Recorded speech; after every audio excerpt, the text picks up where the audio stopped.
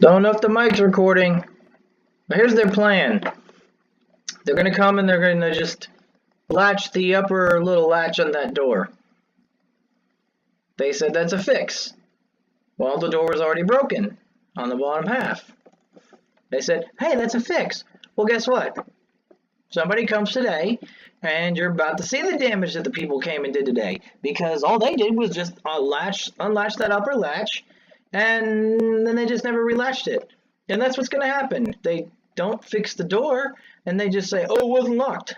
Well, then it's just going to get worse, and someone's going to unlatch it, like they always do, at least 3 or 4 times a week, and we're going to have saloon doors.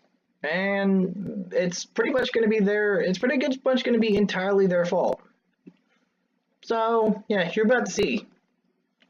Oh, say hi to Ryukar. Hello, Ryukar.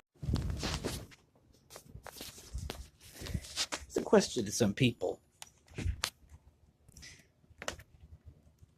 Considering this is what the door looks like, and it goes all the way up, past the lock, would you not consider this to be shattered? And if you were maintenance, would you fix this? Or would you just do that and latch it? Yeah. Here's our rear door. Here's the latch. It takes so much effort to lock. So, and now, this is what happens when you just push on the doors. We have saloon doors.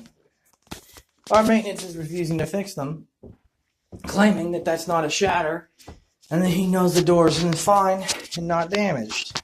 He also just harassed me, degraded me, and slandered me.